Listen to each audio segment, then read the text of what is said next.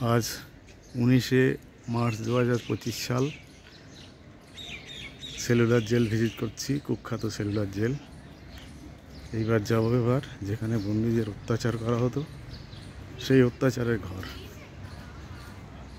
এই অত্যাচারের ঘর আমি দেখাবো।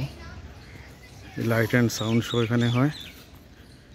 এই অত্যাচার কিভাবে করা হতো, কিভাবে খাটানো হতো বন্দীদের, সেইটা এখানে সুন্দরভাবে তুলে ধরা হয়েছে, যাতে আমরা বুঝতে পারি যে কীভাবে আমাদের স্বাধীনতা সংগ্রামীদের জন্যে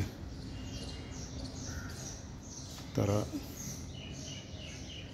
শাস্তির আসর সাজিয়ে রেখেছিল।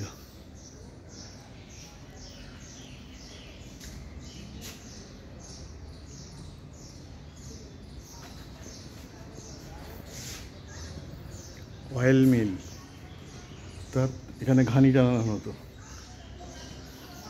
এই অয়েল তৈরি করা হতো, অর্থাৎ তেল কল। বন্দীদের দিয়ে এটা ঘোরানো হতো, ঘুরিয়ে তেল বের করা হতো, তেল উৎপাদন করা হতো এখানে। আচ্ছা, পাথর ও নারকেল এখানে যেহেতু সামুদ্রিক এলাকা, প্রচুর নারকেল গাছ আছে। নারকেলগুলো তার ছোবড়া বের করা হতো, তার শ্বাস বের করা হতো, সেগুলো নানান কাজে লাগানো হতো, তেল উৎপাদন করা হতো। এই মুগুর,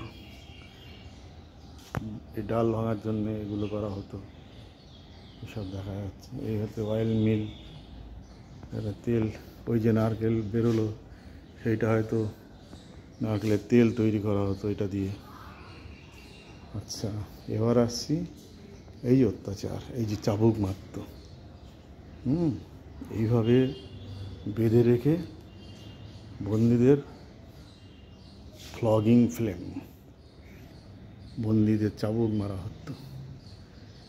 এই সেই অত্যাচার যারা করতো তাদের একটা প্রতিলিপি করে দেওয়া হয়েছে, তাদের রেপ্লিকাটা দিয়ে দেওয়া হয়েছে, যাতে সাধারণ মানুষ বুঝতে পারে যে কীরকম ধরনের অত্যাচার হতো। এরপরে আসি এই যে আসামিদের বা বন্দীদের, স্বাধীনতা সংগ্রামীদের কিভাবে তারা রাখত।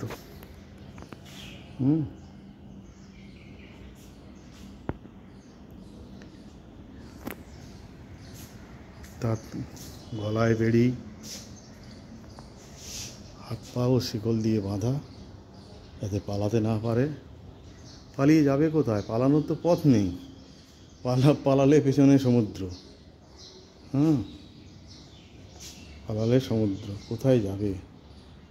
এই দেখো বস্তা, অর্থাৎ চটের পোশাক এদেরকে পরানো হতো। কি নির্মমভাবে অত্যাচার করা হতো বন্দীদের।